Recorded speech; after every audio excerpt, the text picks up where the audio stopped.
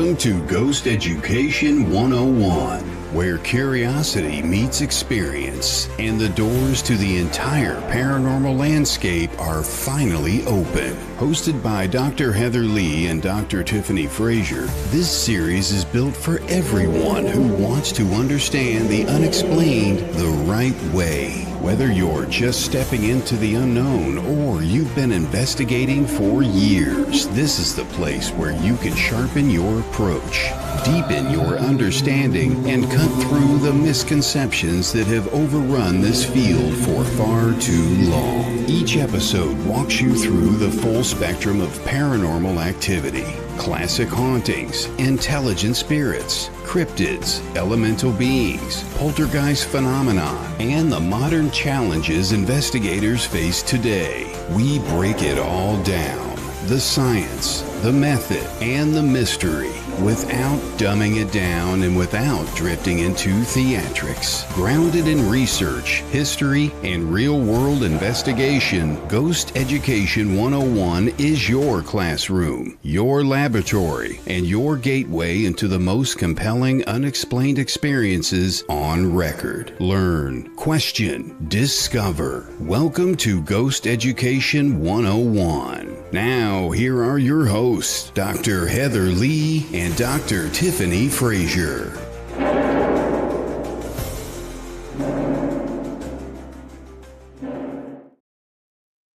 Good evening, everyone, Hello. and welcome to this week's Ghost Ed. How's it going, Tiffany? Pretty good. How are you? Good, good. So our guest today, it's been a while since we've seen him, but we had to bring him back again because he was so great last week. I couldn't let him go away. We have so many questions from last week we never got answered, but he has a great topic for us tonight, and I know you're looking forward to it. I really am. I'm very fascinated and super excited to hear what he has to say. So yeah, we're probably going to learn more from him than we teach anybody else. That is true. So I'm going to bring him on, and we are going to get started. Welcome back to the show, Brad. How's it going? Pretty good. Wait a minute. Let's see if I can fit my head in this screen here. Y'all making me, my ego expanded. I know. I love everybody we bring on the show, but I do have some favorites, and you do fit in that category of one of my favorites. So it's always great to have you back on the show. I totally appreciate that. Yeah. Well, how are you guys? Good, good. You? I'm hanging in there. Hanging in there? We have no ice. There's no ice out here. I know. No Perfect. ice. I was going to ask. Yes. And are the temperatures warming up? I know here we hit the 80s today. Oh, wow. No, we hit 65 today, and that was about it. It's Okay. raining Yeah, now, so. That was us. We were in the high 60s today. So it's So very warmer humid, but weather's it hasn't coming rained. your way. Yeah. So Brad, what do you bring for us today? Well, I'm going to talk a little bit about some physics and the paranormal, a particular area of physics, and sorry to break everybody's hearts out there, but it's not quantum physics I'm going to talk about. It's Einsteinian physics, and that's something that is near and dear to my heart. I really, really, really, really got into physics, believe it or not, when I was in college. I hated school, but for some reason I liked physics. And so this was like, even though I'm a chemist, it was a natural for me to try to go down this route once we started gathering some data.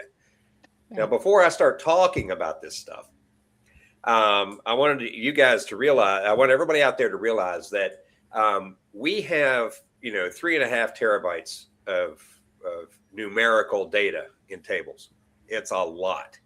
So we actually did a holistic, big data analysis of that, trying to figure out what anomaly, what might cause some of these anomalies. And according to that analysis that we did, the person that did it for us actually said that there could be 100 different causes for these anomalies out there, and several of them could be happening at once. Well, that was like a gut punch, because that's going to be really hard for us to identify, to figure out what causation is. So it was like, well, wait a minute, we're just going to have to tackle this. It's like eating an elephant, one bite at a time. And so that's what we're going to do. So that's kind of how we're handling it. The other thing I wanted to talk about too is, like I said, this is just Einsteinian physics I'm going to talk about. This is not quantum physics in any way, shape, or form. Now, quantum physics could play into this, and but that's not something we're looking at, because for us, the equipment that we're able to come up with and the experiments that we're able to run with the skill sets that we have allows us to do Einsteinian physics with not a whole lot of effort. Okay. In regards to quantum physics, we got to come up with a whole different experimental design and what have you, and that's troublesome. That's going to be hard to do. So we're going to take this the easy way first, and then we might end up moving into the quantum physics side of it later, as long as we can get a grant to allow us to buy some of the we need a grant. We need a particle collider and stuff like that. Is CERN for sale? I heard CERN was. I know. Yeah. But anyway, that's the kind of route that we're going. So what I'm going to do first is I'm going to do a little bit of a presentation. And those of you who are on here may have seen this at DragonCon if you were at DragonCon. But I'm going to talk a little bit through this presentation, and maybe it'll help explain some of the stuff that I'm going to be referring to. So let me go ahead and do that. Okay. And if anyone has any questions, post them in the chat. I'll Yes, save them. please do. And we'll get them at the end. Yes, please do.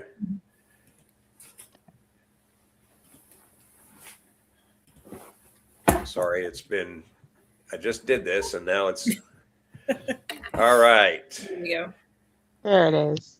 Okay. Okay. Can you still see it? Yep. Okay. Like I say, it's Einsteinian physics. So we're going to look at physics and the paranormal. And by the way, we are a member of the TAPS family. And that's a cool group of people. And they put up with us. So yay, go TAPS family. Anyway, let me move on. So think about it. You're at a location, and all of a sudden the hair stands up on your arms. Then you hear a voice, and then a door slowly opens on its own.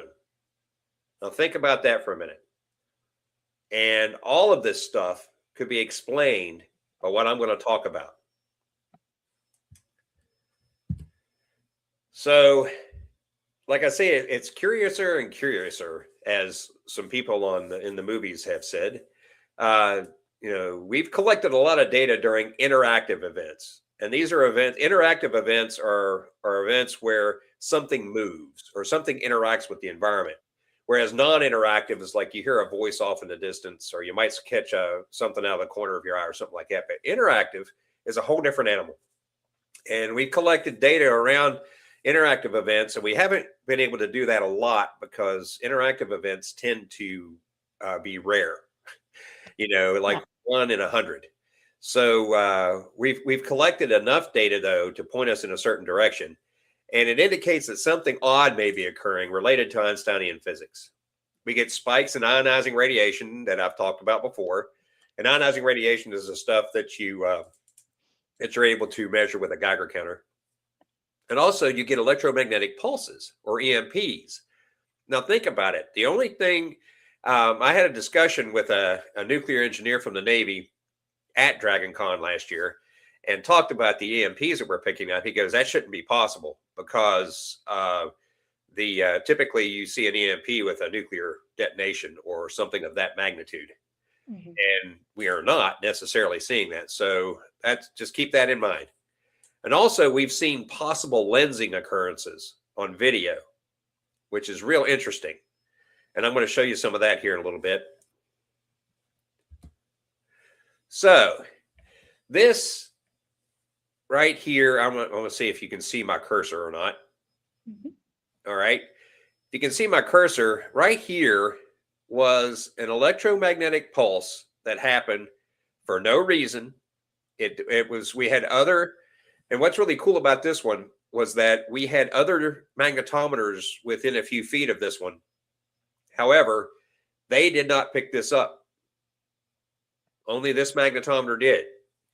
The other magnetometers picked up this event and this event when we were around it with radios and stuff, but this was more local. It was localized. It was within like a 3-foot radius of the device. And that's the only thing it picked up. So that was interesting to us. The very first thing we noticed.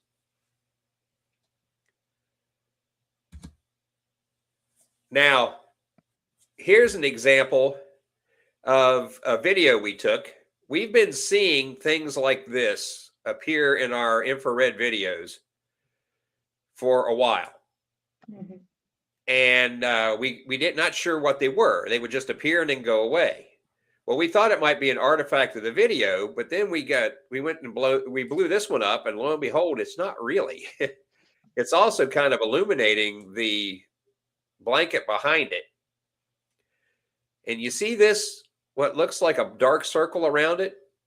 That in itself looks like lensing. And that's another thing that we started putting together with this electromagnetic pulse thing. So that was interesting to us too. And Brad, can you explain what lensing is for anybody who doesn't know? Yeah, lensing is it's a gravitational effect. If you have a really like a black hole, Mhm. or something like that, that has a real strong gravitational field, just like the sun, let's say, has a real strong gravitational field. Light that goes past it bends, and that's called a lensing effect. So that's what's interesting about that. Now, this right here, we were running a FLIR. That's a thermal imager, and that we were running a thermal imager in the same room, and lo and behold, look what it saw. Oh. It was hot, and you can see the pixelation around it because a thermal imager couldn't really focus on the dot as a whole, but it was hot. And the interesting thing is, this is only a still picture. The FLIR that we were using, because we were cheap, only took still pictures. So we took several in a row, and you can see this thing, this dot here, kind of grow and then go away around the same time that original video happened. And you can see the bedpost here. Mm-hmm. Now, here's where we originally noticed spikes in radiation when these interactive events would happen. Ionizing radiation, counts per minute. And we noticed here, lo and behold, that happened. We got a spike in ionizing radiation. Now, this is big. Look how big that is above background. This is all background. Yeah. Look how big this is above background. So we started noticing that a long time ago, but this is the first time we were able to put this together with the video, the lensing, and the FLIR, and the electromagnetic pulse. This is the first time we've ever been able to do that. So now let's think about this. We started thinking about what could possibly cause all these four things to happen at the same time. And in doing a lot of research, we stumbled on the Einstein-Rosen bridge theory, or the the wormhole theory. A wormhole is an Einstein-Rosen bridge. It's kind of what they call them.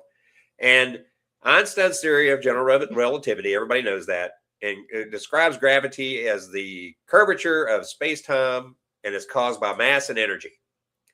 Then Einstein and Rosen looked at solutions to the equations for general relativity, and it led to the concept of a wormhole, which is a hypothetical tube-like connection between two different regions of space-time.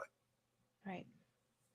So this is kind of a graphic example of that. You know, they say this is our end here, and this is the end at the other piece of space-time, and then you go right through the wormhole itself. I'm not going to get too heavily into all this nomenclature, but that's essentially what this is. Now, the theory that we came up with: could anomalies be caused by an Einstein-Rosen bridge? And this could explain some of the odd data collected, not all of it, not all the weirdness that we've seen out there, but it could explain some of it. And if one could open, you would like notice environmental changes around if you were close enough to it. And we started thinking too, is just the act of opening the Einstein-Rosen bridge cause the environmental conditions that interact with the environment, like object movement. Because there's another thing that comes along with an Einstein-Rosen bridge, and that's a change in gravity, a significant change in gravity. And that could make, if one of those were to open close enough to let's say a chair or something like that, it might cause it to move an inch or two. And then, some of us came up with the idea, maybe something's coming through or reaching through upon opening. I don't know about that, but that's just a theory. That's one of the theories that's out there. And could some of the things we've seen be because we can see to the other end of that wormhole? That's the kind of stuff that we're looking at. So those are the theories that we're looking at. Now, what to expect? Just remember, these things are only predicted and they haven't been measured yet by physicists. Predicted wormholes will be very small. You're talking microscopic, but their event horizon would be about the size of the dot that we saw in that video. Primordial wormholes may exist already. That's according to the theory. In our environment, we should see things like electromagnetic pulse, a magnetic field change, which we've also picked up. We've seen the lensing that I've talked about before. You should be able to see gravity changes. And then you should see a spike in radiation as the thing opens or closes. And that right there, all those things we've seen except for the gravity change. And a gravity change is very difficult to measure. And we're still trying to figure that out. And I think that would be the clincher for all this, is if we can detect a gravity change. So now, is this related? We've already talked about in the past about how the GOES satellite, that's the NOAA satellite that sits about 24,000 miles out, that measures different things on the Earth for weather. And one of the things it measures is the Earth's magnetic field. And you notice that here the magnetic field goes up and down over time. And we found out that most reports of what people might consider paranormal activity occur on the downward slope of this. And if it's a really steep downward slope, like this guy here, or this one here, that the reported intensity of the event is higher. So is this related to the same thing, though? We don't know, but that's something to think about, because this is the Earth's magnetic field. Mm-hmm. Now, there's other possible environmental changes. The temperature spikes are cold spots, like you feel a cold spot near you. When an Einstein-Rosen bridge opens, there's a negative temperature that occurs instantaneously. So that could account for cold spots. Who knows? Or, there's temperature spikes. That's the heat. Some people feel like a hot touch or something like that. Also, there's humidity changes. Let's just think, if you're standing in a room that's very cold and dry, and it's very hot and humid outside, and you open that door, you're going to feel that hot humidity come through. And we've actually measured these humidity changes. And then barometric pressure changes, the same thing. If one of these things open and it's in a barometric pressure as such as one is like 1,000 millibars on I don't know, out around Pluto, and this thing opens up and the pressure here is lower, then you're going to see a pressure change here. Excuse me, I'm suffering from a cold still. Also, there could be physiological effects, and these could happen due to changes in gravity, changes in magnetic field. All these things can create things like headaches, dizziness, and stuff like that for people that are sensitive to that kind of thing. And then, of course, you might see time dilation or changes, and time in the vicinity of the bridge or the event horizon will be different than away from it. If you've ever seen the movie Interstellar, you understand what we're talking about here. It's where, it's you think it's like the time is going at a normal rate when you're near the black hole, but here it's going much faster. So that kind of stuff are some of the things that we need to look at. And we have seen time dilation and changes in the data that we've collected over time. We just don't have enough of it yet to be statistically significant, but we have seen it. So our experimental design, we were to look for EMPs in the magnetometer data, look for radiation spikes, Z-score of 3 or higher above the background. Any other environmental changes, we look for those too. And we use a FLIR to look for anomalous spherical areas, cold or hot now, all the time. We look for lensing or shifting of visual data. And I want to mention something about that too. Beyond the lensing that we've seen, we've also had a laser grid that was on a door that we'd seen open before. And we had the laser grid on the door just so that we could see if the door would open in the dark, kind of thing. And excuse me, lo and behold, one dot on the laser grid shifted about 3 inches to the left and went right back again. That's the kind of stuff that we're looking for. We need to look for changes in gravity. We need to check for the possible time dilation or changes. And then we need to correlate everything. That's the plan. So, in conclusion, the Einstein-Rosen bridge or wormhole theory would explain much of the odd data that's collected. Not all of it. It might explain about 7 or 8 things. But much more data needs to be collected, though. And, of course, Skinwalker Ranch, if you've ever watched that show, they've collected a lot of the same data we're collecting. A lot of the same stuff. Now, don't get me started about quantum physics, because I'm not going to go there on this one. But that's all something that we're going to look at in the future. And that's how you contact me. And I'm going to go ahead and stop sharing.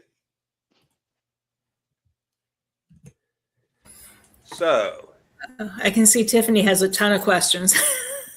I don't want to answer any questions. I didn't, because I wasn't sure what he was going to give us, so I don't have anything prepared, but my brain is like, right. The one question I do have, and then I know Anton posted several, is how do you guys calculate for gravity changes? Yeah, that's something that's like I said, we don't know how to, we haven't come up with a good way to measure that yet. A gravity change, is a change in the amount of in amount of, almost like the amount of force from where you might drop something from here to here. And being able to measure that right at one of these things is darn near impossible. Right. If we see something on a FLIR, your phone is completely capable of measuring gravity change. It has a sensor that does that.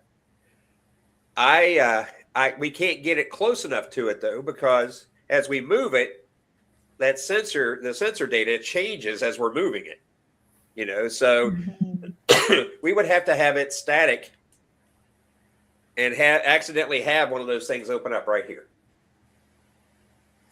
So that's something that's difficult, and that's why we're going to have to spend a little bit more time on it. But if we could measure that, that would be the clincher. Yeah. Because we got all the other stuff. When you brought that up and I saw the gravity on there, the only thing that I envisioned, and I know this is completely off topic, is you guys creating some sort of dolly and putting Alan on a scale and rolling him around the place to see if it changes his weight as it goes. Oh, excuse me. That's funny. Nobody would see that. But No. But yeah, I mean, it's very difficult for us to do that. I noticed he also asked about, let's see, could the view through the wormhole be a view into another dimension? Who knows where that goes? We have no idea. The only way we know is if we could enter through it. Now, we did a dumb thing at a location, and us being boys. All for science. Yeah, all for science. That's right. But us being boys, we found what felt like a spherical hotspot in the middle of a room. We walked into it, and it's like, whoa, that's warm right there. And then we felt around it and noticed it was about this big. and it was right in the middle of a room. Now, we don't know why that was there like that. And if you look at it on the FLIR, it shows, right? Okay. So we stuck our hand in it. And I then would have after done we- the same thing. And after we did all that, we realized, oh no, maybe we shouldn't have done that. So we took a Geiger counter to see if our hands were irradiated or anything. They weren't. But Yeah. and it turns out that we might have an explanation for that beyond Einstein-Rosenbridge. But still, we do things like that. Mhm. And there's another question too about, do you look for static discharges? Not part of this experimental design. We have that's all part of a different experiment, but we're not there yet. Right. Static discharges could happen, but that's not part of the data we need to identify whether this is actually an Einstein-Rosenbridge or not. Mhm. Mhm. So, but yeah, it's those are good questions. Go ahead, throw some more at me. But that's we kind of started seeing this data when we started doing the big data analysis thing. It was like, whoa, we might have something here that's it's not necessarily spiritual in nature, Right. but it might explain a few of the things. It may not explain everything, like Right. after-death communication or any of that stuff, but it could explain some of the other things. Like we have one of our members, Aaron. He's our archaeologist. Actually, he's does archaeology for us too. And the guy was in a building, and he got touched with cold fingers. And we actually have a FLIR on him when this is happening, and you can see the cold things happening on his arm where he's being That's touched. awesome. Yeah. And we also have and it's like, well, maybe that doesn't have to be spiritual. That could be one of these things, popping up around and moving, let's say, around. So who knows? We just need to collect more data. I'm all about collecting data. Yeah, I And- think it's so important because, you brought up one of the key words in this field, spiritual. And you have, on the one side, you have people who are, all about, okay, well, it has to do, of course it's religion, of course it's spiritual. But then you have other people who are, more like all of us, who are more about the scientific side. And I know Heather has her own spiritualism, and I do too, and I'm not sure about you, but most of us in the field, most of us believe in something, but we're also looking for the truth. That's always been my thing, is looking for the truth. So I think you guys have done such an amazing job in being able to collect all of this data. It is so important because it brings truth, and it validates that even if it's not a spirit, even if it's not like a so-called ghost, something is happening. Oh yeah. And my thing has always been, whenever I go into an investigation or whenever I'm talking to people, then they're like, well, wait, really? Like, you hunt for ghosts? And it's like, no, that's not what I'm doing. When I go into a location, I'm not looking for what is haunting that location. I'm looking to see why these people think they are experiencing phenomena. Yeah. That's what I'm looking for. And sometimes, yes, in my own theories and my own beliefs, I think they have valid reason to believe that there are spirits there.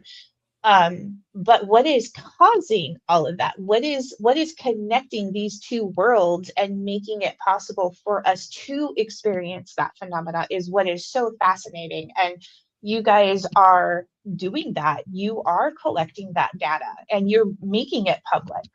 Well, yeah, the thing to remember is that in the research that we're doing, we're starting to define certain characteristics of different types of what people call paranormal events, and however they perceive it. It's sometimes it's a perception thing, sometimes it's actual activity, but that there's, like I said, 100 different things or more. And we're only going down this rabbit hole with an Einstein-Rosenbridge thing is probably going to explain maybe 6 or 7 of them, if that comes to fruition. And then all the rest of them, though, who knows? Right. There might, and like I said last week, we got to follow the data because the data never lies. Right. And if you follow the data is going to lead you to the truth, one way or another. If it's goes down the spiritual path, that's the path we're going to go. If it goes down a non-spiritual path, that's a path we're going to go. And so, and I'm not trying to slam any religious belief or anything like that, because I was raised Church of Christ, and I believe in the Heavenly Father, and I believe in all that stuff, and I believe in that. That is something I'm looking at.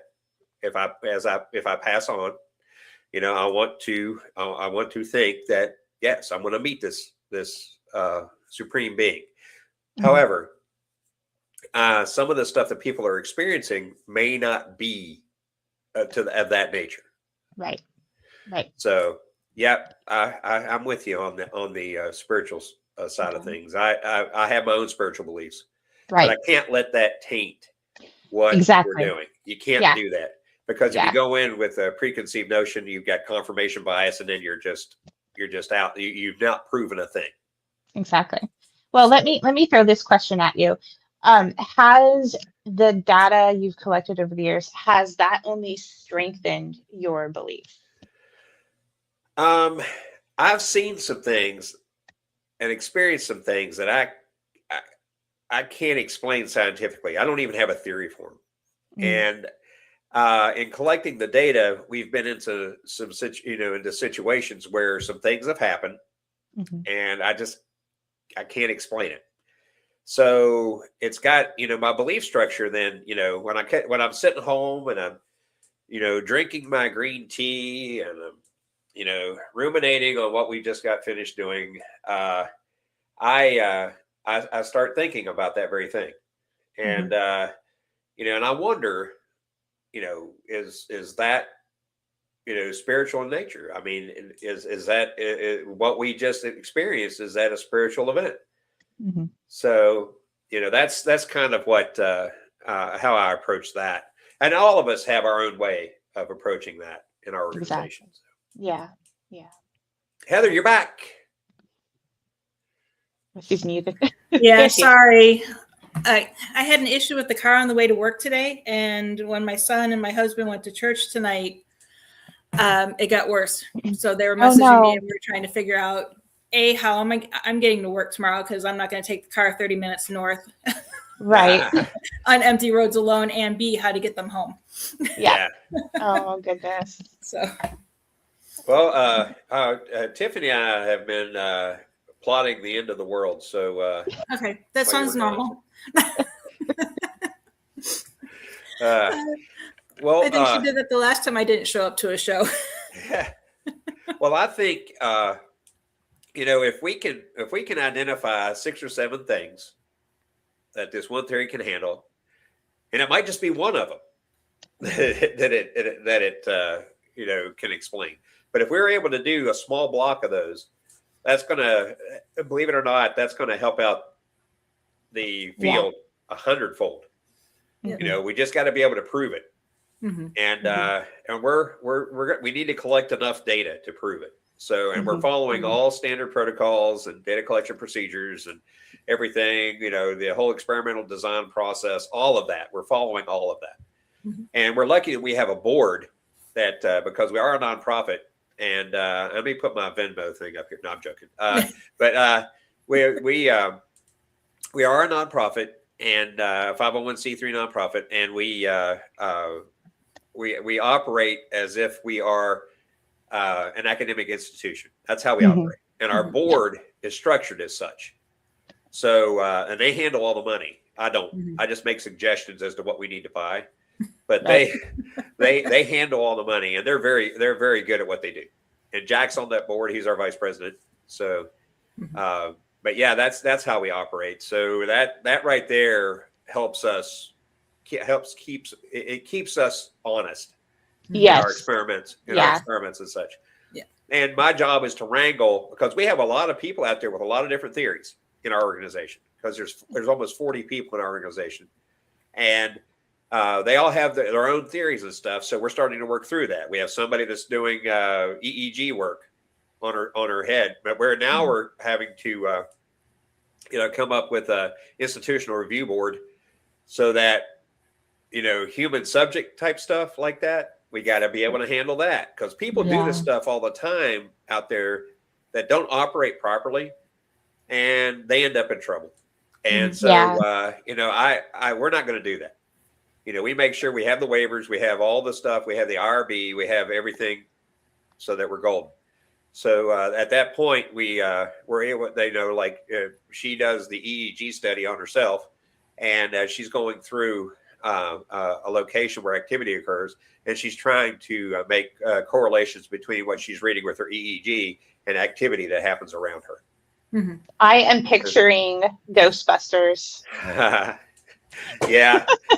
Is that like? It looks like it too, but does it really?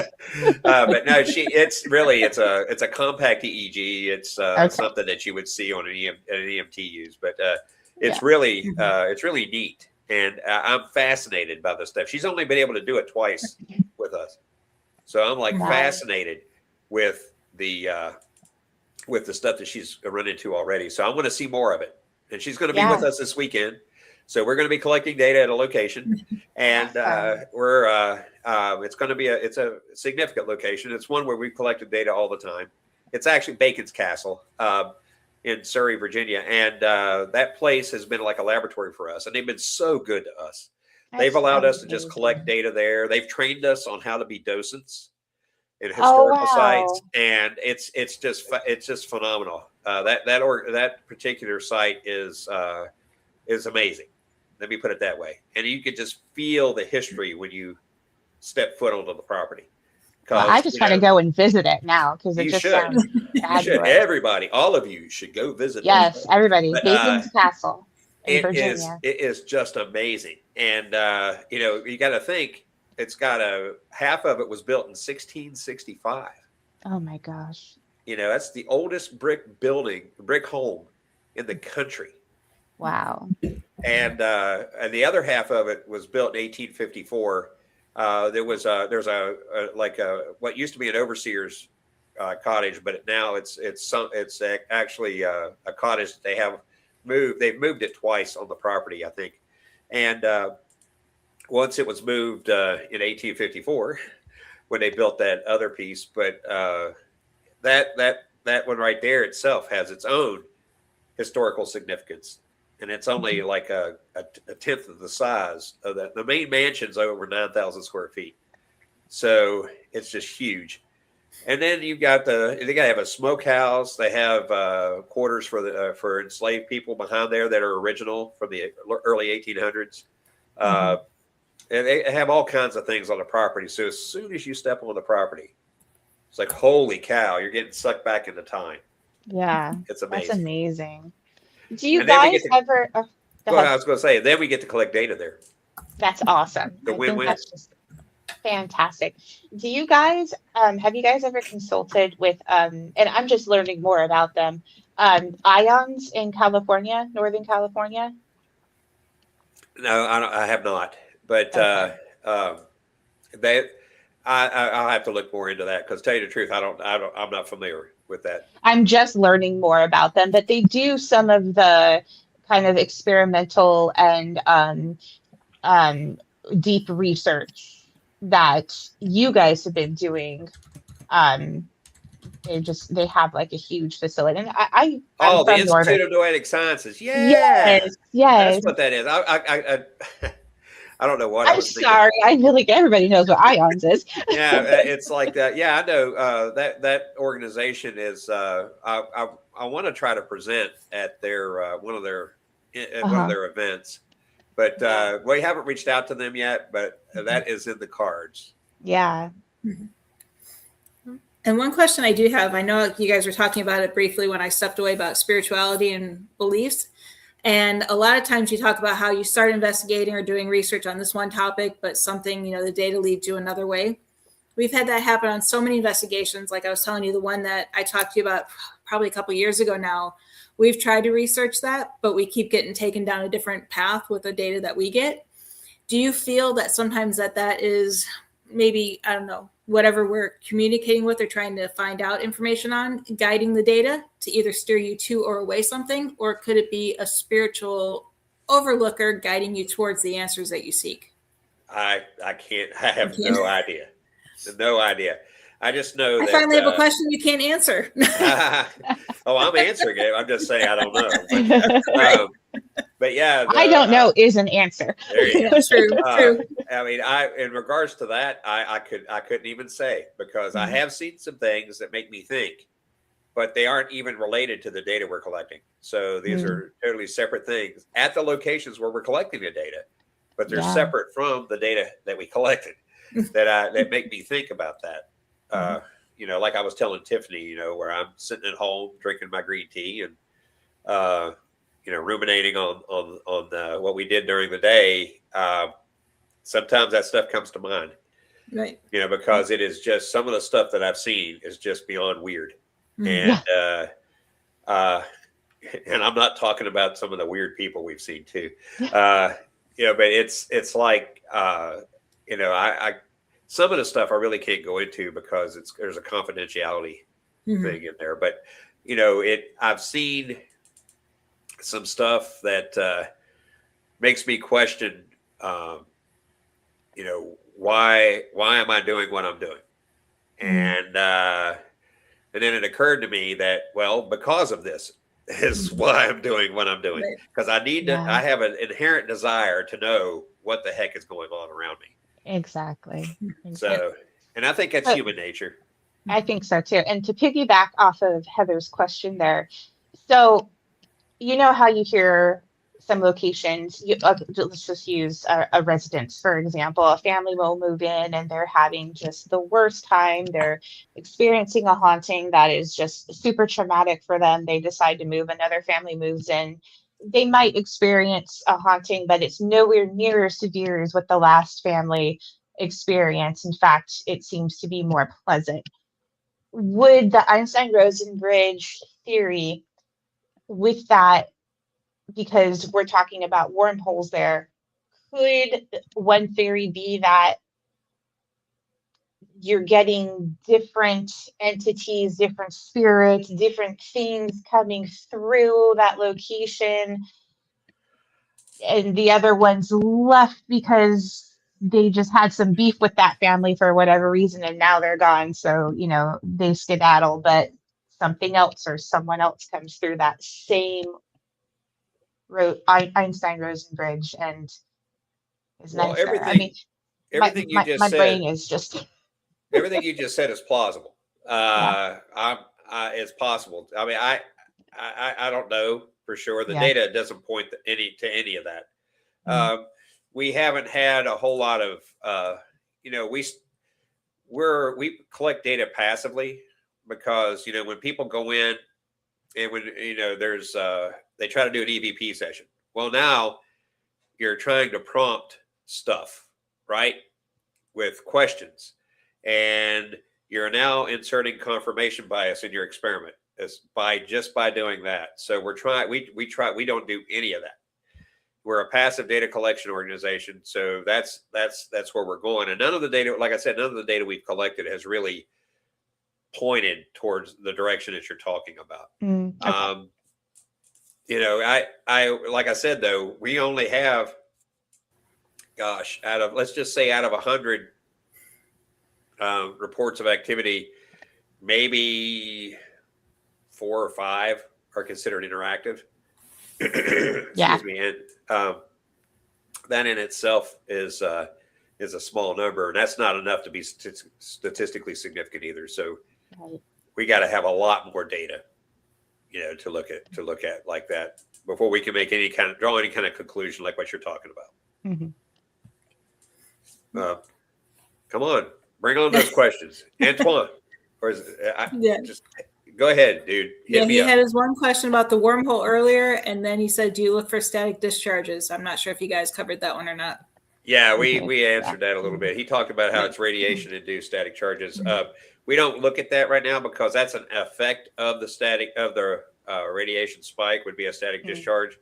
That's one way you could do it, though. If you don't have a Geiger counter, look for the static discharge. Now, that's not going to tell you had a radiation situation, because you could just have a low humidity environment. You just scrape your foot across the floor. But if that's one way to do it, because that is an effect of a radiation spike like that. I guess one question I have, I think we briefly talked about it last week, but in addition to your brainstorming sessions, where exactly do you guys get your inspiration to conduct the different experiments that you do? Do you just wake up one morning and be like, oh, hey, I'm going to test for radiation, or, oh, hey, I'm going to test for, for the... Well, a lot of that stuff's accidental. And we started measuring radiation at locations because we started noticing a trend in over a period of time, like between 2010 and 2014, a trend in like paranormal investigators dying of cancer that's usually radiation induced. And we were worried that it was radon. So we said, well, we might want to measure down there. If we're in these basements all the time like that, we might want to measure this stuff. So we started doing that. And lo and behold, it wasn't high background radiation that we were running into. It was a spike. You're not going to get that with a radon measurement. That's going to be a high background constant. Right. It was a spike, and that caught us completely off guard. We had the one spike at Bacon's Castle, and I think we talked about that with Jack when that door opened, and but we had a radiation spike and an electromagnetic pulse, and that took out all the equipment on the site in front of that door and everything that opened on us. That was also accidental. We weren't looking for that there. We just happened to put equipment there because that door had opened on its own before, and we did not expect that to happen. So accidental. All the good things in science are accidents. I was just going to say the things that will get your attention, like if you're having a night and really nothing's happening, you're not really looking for anything, and they just come straight out of the blue, and you're like, okay, well, let's go over here and check that out. Yeah, because we didn't expect, we noticed that, because early on when I first joined the organization, they were trying to interact with people, with whatever was in the room. And, the one thing we noticed was that when we weren't doing that, we got way more vocal, like anomalous audio when we were just talking among ourselves. So at that point, it wasn't doing anybody any good to interact with anything. So we just went ahead and started, just being completely passive, and that allows us to get rid of most of the variables out there that we can control. I was looking at I don't know who that is. One eye. This one right here? Yeah. He said he used to feel like I was a sensitive, but now I feel skeptic about my own experiences. Not sure how to go about the investigations. Well, don't be too skeptical, because I'm only talking about something that might affect maybe 7 out of the 100 things that could be causing stuff. You can still have something that you're investigating that is spiritual in nature. You could have something that's another piece of physics, like quantum physics related, that we're not even looking at.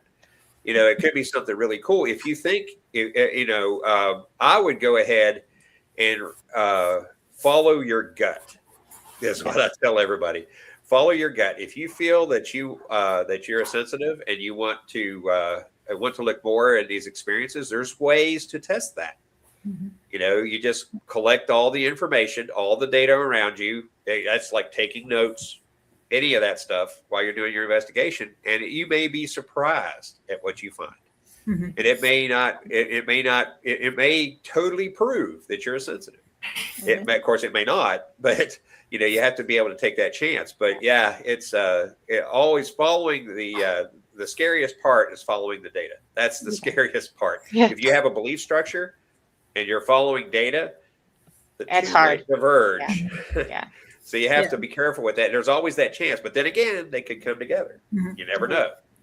There's a friend of mine named Tim Shaw, that is, he's a spiritualist, and he has some of the same ideas, but he looks at everything. He was one of his sayings. Let me see if I can get it right here. And Tim, don't yell at me on Facebook if I get this wrong. But he says things like, he's got a very spiritual belief structure, but you can test that belief structure. Test for that belief structure. Test for the belief structure is what he says. Something like that. And I agree with that. So I hope that answered the question there. Yeah. Don't second guess yourself. If you feel something, go with it. Like Brad was saying, trust your gut. Yeah. I was, I shared this just a few weeks ago where I felt my shirt being grabbed at a recent investigation, and we caught it on camera. But we didn't know we caught it on camera until a couple weeks later. But when it was happening, I'm telling myself, no, that's not possible. That's not it, and lo and behold, it's right there on camera. So, like Jack's quote, when that door opened, he goes, that can't be paranormal. It's like, well, what turned that doorknob, Jack? I hope Jack's watching, because I'm going to poke fun at him the whole time. Usually I pick on Alan, but now I'm going to pick on Jack. I was going to say, if Jack, you're watching, send me a message and I'll get you a link to join us. Yeah. And the main reason why I did ask the question about where you guys come up with your experiments is the two main projects that we've worked on. I know I've talked to you, Brad, about one, and Tiffany, I've talked to you about the other one. Both came to me in a dream. Oh, wow. So the projects and the research that I'm doing, it's like I woke up and they are like one of the few dreams that were crystal clear when I woke up. And I can remember the experiments that I did in the dream. Wow. And then following those paths, the research is matching so far. Well, there you go. That's great. I can't explain that. I tell you, that's we would say it's your higher self. That's what that's one of those creepy. Spiritually, that's what we would say.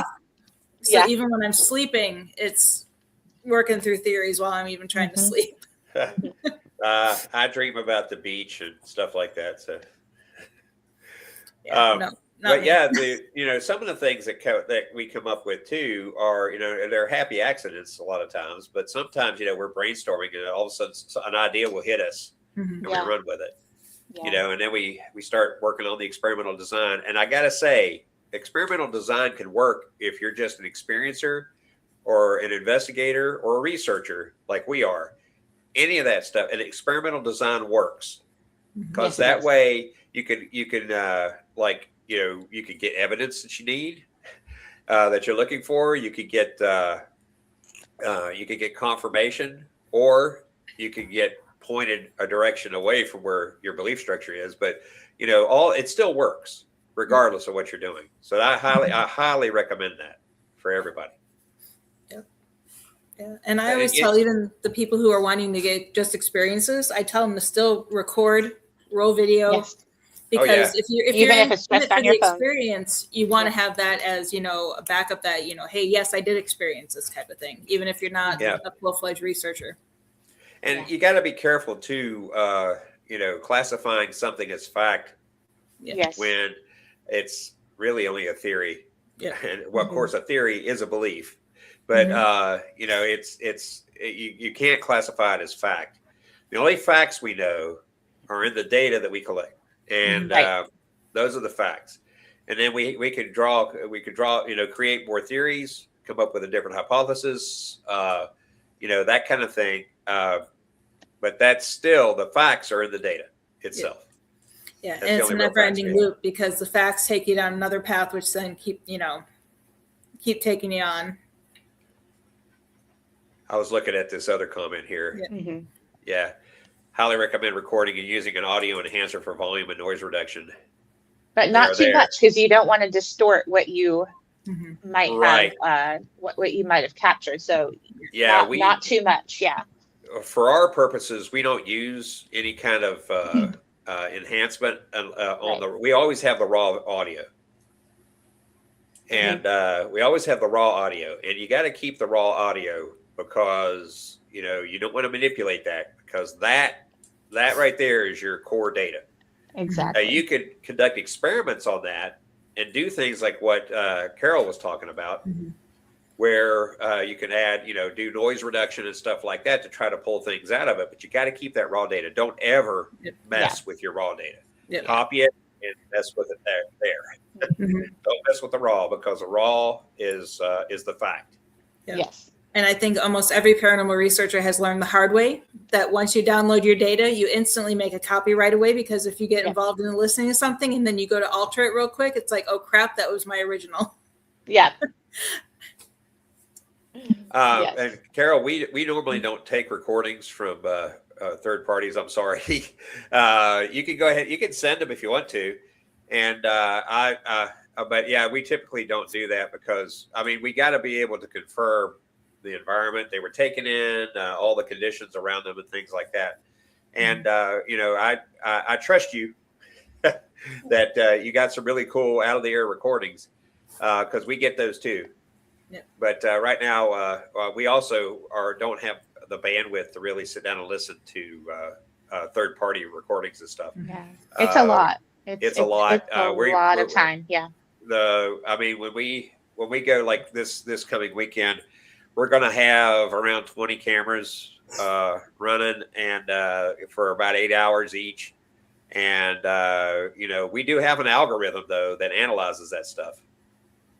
The video, it actually finds anomalies for us in the video. It's pretty cool, and uses machine language and stuff. It's an amazing thing. And so we actually have that, which helps, but we still have to listen to the audio. It's very hard to come up with an algorithm that'll do the audio right now. The NSA probably has something, but we don't have access to that. So. And then we got to look at the numerical data too. I have found that I can do numerical data analysis and do statistical analysis on all these tables, and the AI does a good job at that. It does. Don't ask it to write poetry or anything like that for you, or write a paper for you, because it tends to sometimes they hallucinate, that kind of thing. But just doing data analysis, I've been able to go in and double check every single time, and it's been fine. That's awesome. That saves me some time too, but it still takes a lot of time. It does. Like we just did a preliminary analysis for a site we went to on January 17th, and just the preliminary analysis itself took until today. Yeah. And that's just the overview. We haven't even done the deep dive yet. So that's typical of how much time it takes to do stuff. So yeah. I'm not trying to hide from it. But no, but if you're running 20 cameras, like that's just cameras. You have audio recorders laying around. You have other pieces of equipment that collect data, and they all have to be analyzed. Right. That's a lot of hours. That's almost like a second full-time job. It is. And, I have a day job. And I have a second day job, which is being daddy Uber for my daughter. Right. But the trying to find time to do all this stuff is really, really a struggle. It's hard. Yeah. So you have to have a real passion to do what we do, because we don't get paid. No. we there's no money in this, guys. If you're looking to get rich, this is not the way to go. It's the same way. The only people that really get paid to do this stuff are either university researchers, or they are like people from the Center for Inquiry, or from the IONS people, or those people tend to get paid for that because their organization has a foundation that provides funding. Right. We have a budget, yes, but it's not that big. Yeah.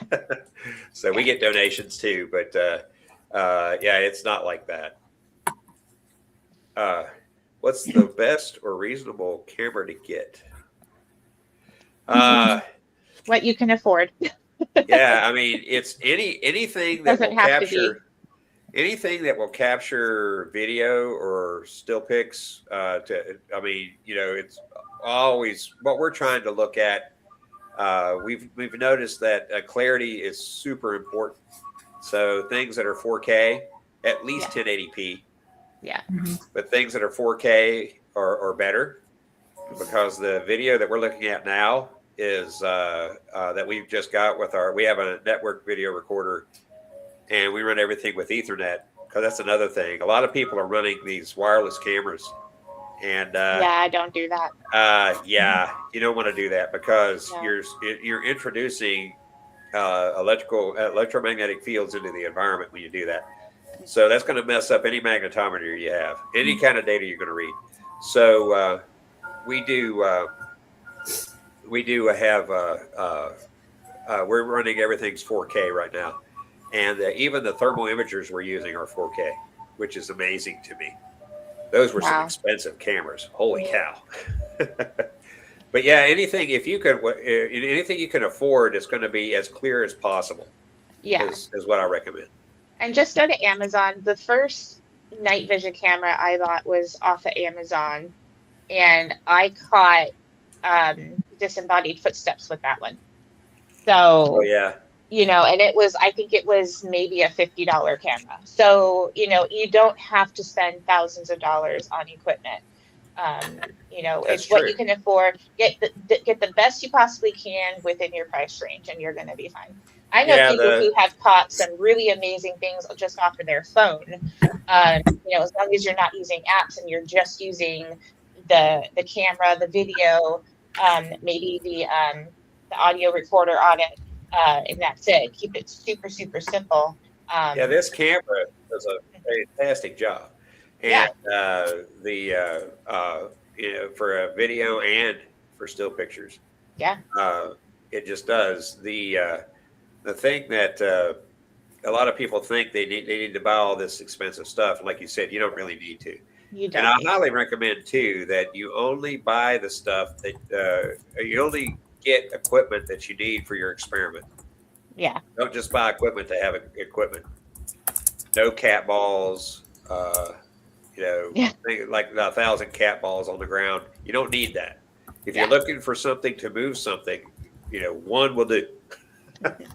I've seen people bring a box of cat balls, turn them all on, and throw them all on the ground. And it's like, what good does that do you? And also, if you guys are going to use the cat balls or spirit balls, whatever you want to call them, don't go off of the lights because the wind will make them light up. Yeah. Just look to see if they're actually moving. Please. Yep. That's one of my pet peeves. Did you do that? There's other things you can ask for people to move too. You don't have to go buy something special. Like, I could get a piece of paper, walled up in a ball and throw it on the ground. It's like, okay, can you move that? Yeah. That kind of thing. So, I was looking at Carol's comment. Yep. Dr. Gary Schwartz of University of Virginia, along with computer staff, are designing the soul phone so you can call them. Interesting. I hadn't heard that. And I haven't heard that either. And I was going to say, we talked about it on Ghosted once before. The soul phone? Yeah. I don't know what that's about. I couldn't really comment on it. I have a feeling, though, that there's going to be some AI involved in that. But it's just a guess on my part. But, I don't know much about it, so I really can't comment on it. Yeah, we've tried to talk about it, but a lot of it's confidential. Yeah, I know that that's kind of like transcommunication stuff, and I tend not to get involved. We tend not to deal with that because we can't, all the transcommunication mediums that are around. I'm not medium like sensitive person. I'm talking about like the different, pieces of equipment and stuff that people use for communication. A lot of times that stuff is, well, let me put it this way. I'm of a lot of the stuff that I've witnessed personally has been misinterpretation. Now I did see something that was fascinating at the University of Virginia Library for the Division of Perceptual Studies, where there was a dissertation there where the person was writing computer code. This back in the 1970s at Stanford. Okay. They have the whole dissertation there, and there's one tiny part of it. I mean, this is like a stack of paper this high. And there's one tiny part of it where they kept getting the same anomaly over and over and over again and never figured out what it was in the binary code. and that's there as an example of possible transcommunication using a computer. And so, and then you also have the white noise thing going back, years, people hearing stuff in white noise. But I'm probably not the person to ask about the soul phone. I would, that whole thing, if they are working on something like that, they're going to have to publish. And when they publish, that's when it's going to come out. And so we'll see. I'm just not sure what it's about. The audio recording thing too. Whatever gets you the best quality audio, not like with the widest frequency response is what I'm talking about. Make sure you get audio with the widest frequency response in it, and that way you get all the tones from the lows to the highs, all of it, and so you don't miss any of it. And I'll tell you, one of the cheapest and one of the best recorders you could get out there, and Tascam is not paying me for this, is the DR05, Tascam DR05. Excuse me. And it has a really broad spectrum frequency response. Yeah, wave format. Exactly. That's what I would do. The wave format is the best way to go.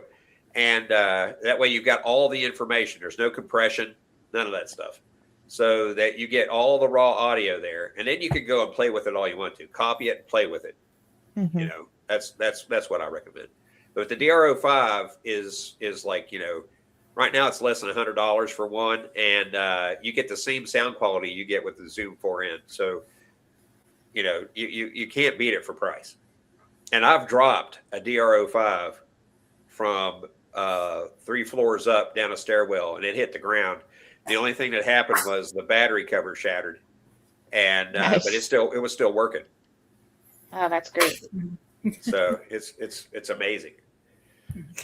Yeah. So I have a question for you that I actually found my list of questions from last week that I meant to ask you guys. It's kind of a 2-part, and they can be related, but they could be completely different depending on how you look at it. The first one is there an experiment that you've had a theory on that you want to pursue that you guys haven't? And if you could create any device or research equipment to investigate it, what would you develop? I would like, I'm a chemist, so I would like to investigate phantom smells. Mm-hmm. And I've devised a way to do this, but it would be, basically a stainless steel cylinder about this big.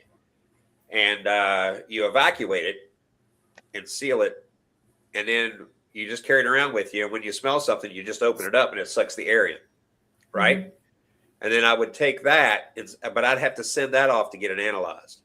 Right. I don't want to do that because that's usually $500 a pop on a gas chromatography mass spectrometry setup.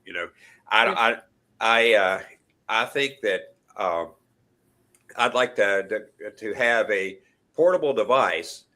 You could get sniffers and portable gas chromatographs, but rarely do you find one that you can carry around that's got a mass spectrometer on it that'll read everything that we need it to do.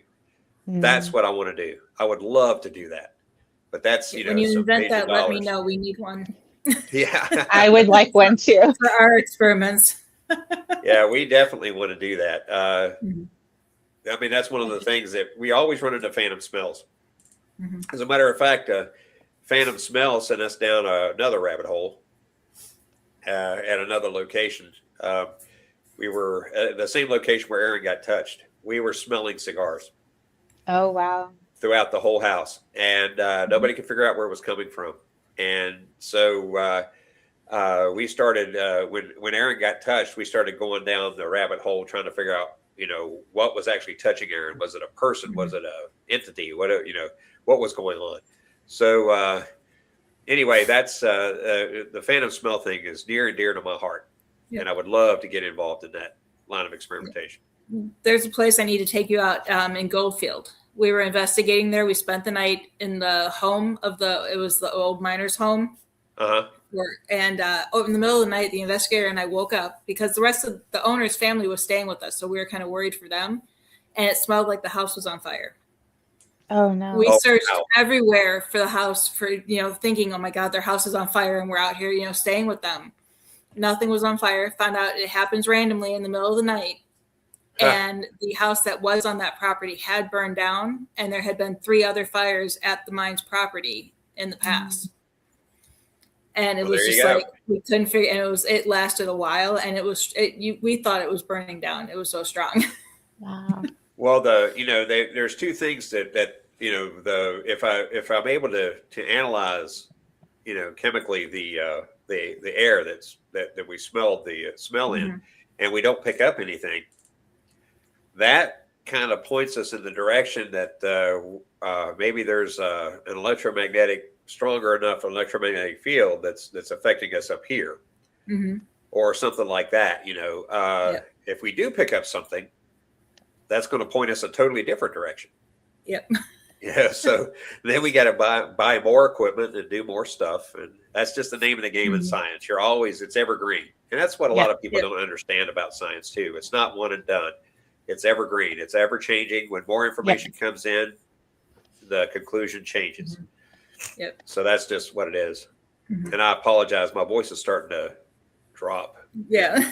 In tone with this. That's no problem. They're kind of quiet in the comments. So whenever your voice gives out, let us know. We can let you go. Okay. Well, yeah, I'll answer any of the questions that you have about stuff. I think I had one more from last week if I can find it. Okay. Back on the Einstein-Rosenbridge thing, some of the stuff that we're looking at around that is also possibly opening up other lines of experimentation, not related to that at all. So it's real interesting how things go when you run experiments like this, especially really heavily involved experiments like what we're doing. Right. Yeah. I have a question. You mentioned it again. How do you test the Einstein-Rosenbridge theory without rockets? Is there a way? Well, that's like I said, you got to find, you expect certain environmental things to happen.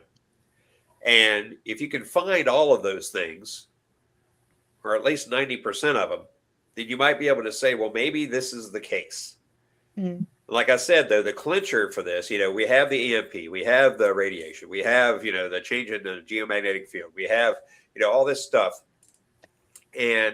But we haven't been able to measure gravity properly. So if we could measure a gravitational change around one of these events, then that would be the clincher. But we haven't been able to do that yet. So we can't say for sure that's what it is. This is a theory, and we're testing a theory. Right. All of this is theoretical. So, we got to test it somehow. You got to roll Alan around on that scale, I tell you. Yeah, we're going to push him around on that scale. Come on, Alan, get on this car. So should we all carry a scale with us? I guess we should all carry a scale with us to investigations, and there you go. A person to weigh, and okay, we're feeling something. Get back on the scale and let's do it. Yeah, there you go. So the last few questions I have is, do you guys have any plans? I know this goes along the lines of human testing, and it's probably not something you guys will do right away just because of all the logistics on it, but anything in human consciousness or the survival of it or near-death experiences? Right now, there are some very smart people already doing this research, especially at the University of Virginia. I'm looking at Carol's comment again. Yeah, I can get you the link. I have it pulled up. Yeah, that'd be fine. I just don't know too much about it. But there are a lot of smart people studying about, after death consciousness survival. SPR is already looking into it. Ryan is looking into it. And the Vision Perceptual Studies is looking into it. So there's some really smart people. So we're going to go a route that they typically don't go. Right now, and that way we're not stepping on toes and we're not tripping over each other, that kind of stuff too. So, but yeah, I might have to look at that soul phone then, because that is fascinating to me. But yeah, the the survival, the consciousness survival thing. I think I've seen this before a while back, but I couldn't do anything about it. Wow. Okay. I'll have to look further into this. I'm not sure what to make of it just by looking at the website, but yeah, I understand that.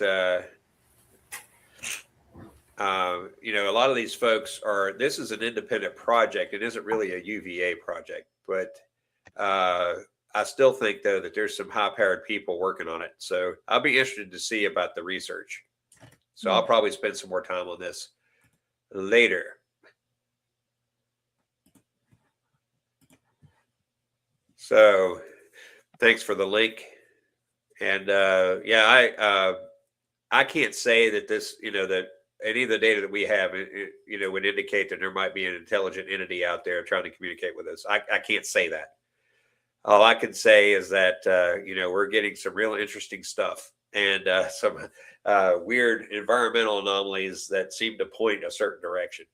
Mm-hmm. So even the voices we hear, we can't, we'll have them on recordings, but they're actual audible sounds too. They're not EVPs, nothing like that. There's no transcommunication stuff involved in the voices we have and we have audio of. And it's like not just one recorder. It's being picked up by multiple recorders, or we've heard it with our own ears and it got picked up with recorders. Even if we haven't heard it, 9 times out of 10, we can look at another recorder in the room and say, oh, well, it's been picked up over here too. So it's definitely not manipulating the device per se. Mm-hmm. So, but there's a lot to that. There's a lot more research that needs to be done around that. People have been doing research on that for a long time, but I don't think that I think there's a little bit of a belief structure there that needs to be broken and then just start from scratch, just start collecting data and see what happens. Mm-hmm. If you move. Yeah, sure, I can move. Oh, wait a minute. Yeah, we're talking. I got up because he almost took down my curtains a few minutes ago. Oh yeah. No. Oops. Well, if there's... No, I think we got everybody in the chat there. Oh, did we catch this one or did we miss it? I think we missed that one. Is there any apps or equipment you'd recommend? Apps, absolutely not. That's just my personal opinion. REM pods are no good. No bueno. I don't like REM pods. Well, let me tell you. I know some people do, but... Well, a lot of the off-the-shelf equipment operates on manipulation of an electromagnetic field. Mm-hmm. That's just what it does. And that off-the-shelf ghost hunting equipment, REM pods included. That dead ringer bell thing, all those things operate off of that. And when those things that can be interfered with so many different things, there is absolutely no way you could positively say that what just happened with that REM pod was caused by anything spiritual. There's no way you could say it because it can be interfered with so many different things. Mm-hmm. So I don't recommend any of the off-the-shelf stuff. What you need to do in regards to equipment, though, is, you have a theory. And if you have the theory, then what you do is you say, well, I'll have to design an experiment to try either prove or disprove this theory. And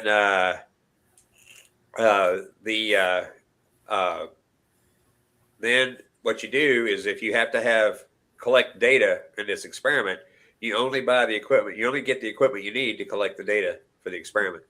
Don't just get stuff to be throwing stuff out there, because a shotgun approach would do nothing but bias your conclusions. And you don't want to do that. So just try something like that. And that's what I would recommend. And that way it's also a lot less expensive. Yeah. I used to think REM pods were awesome. And then when I learned what could interfere with them, how they worked, I went, maybe not so much. That's why we know when we collect magnetic field data, we're using a magnetometer that can discern between RF and electrical fields that are man-made, that kind of stuff. So we can figure. It helps us out a lot to be able to differentiate between all those. And Carol's got another thing on here. Who are all these weird ghostly voices coming through Vox? If you're referring to like a ghost box, a ghost box is another piece of equipment. It's, while fun and annoying, it is a lot of times picking up radio transmissions as it scans through radio device, different things, and those radio transmissions could be from anywhere, anything. I mean, a police car could be driving down the road and key the mic, it could come across that thing. It depends on what the frequencies it's scanning, how powerful the radio signal is that comes across. We actually have an instance where we have an AM radio station at St. Albans Sanatorium in Radford, Virginia.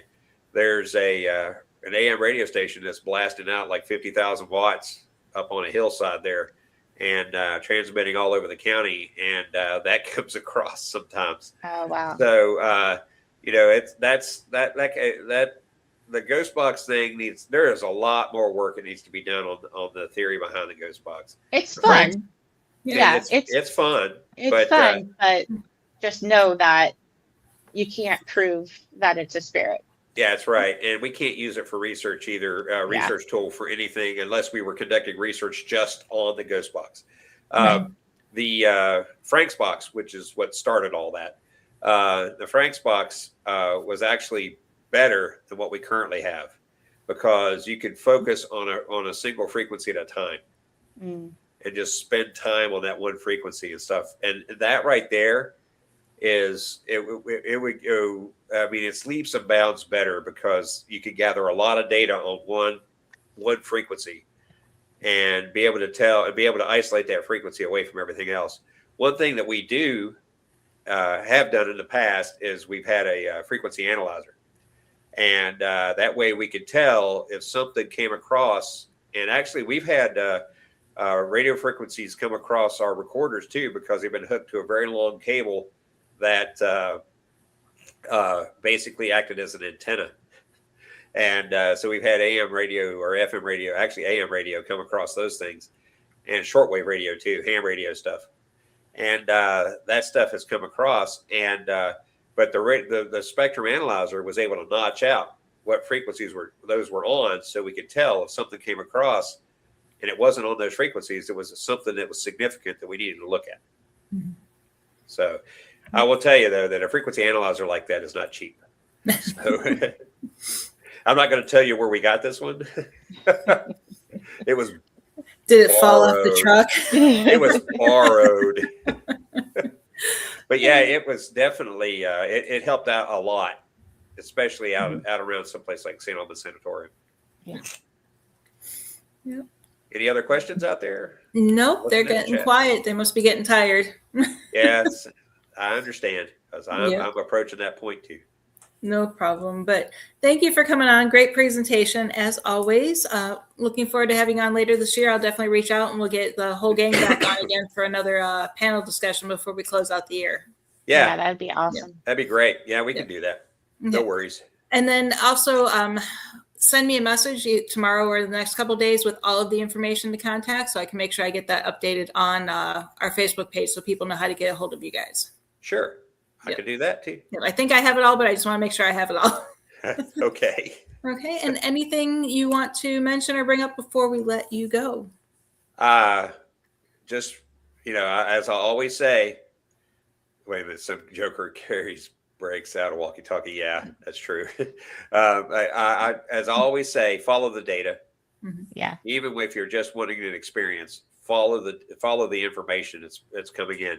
Don't bias it by assuming it's something. Just go ahead and follow it, no matter where it leads. Perfect. And then one quick question: did your analyzer cover VLF? Yes. Okay. Perfect. Anything else, Tiffany, before we head on out? I think that's it. Okay, Fantastic conversation. Thank you for bringing all of that information to us. Yeah, sure. No problem. And we'll definitely be in touch because I have, like I said, I have a couple of theories that I like to run by you, and I always love your input whenever I run something around you and see what you have to say. Sure.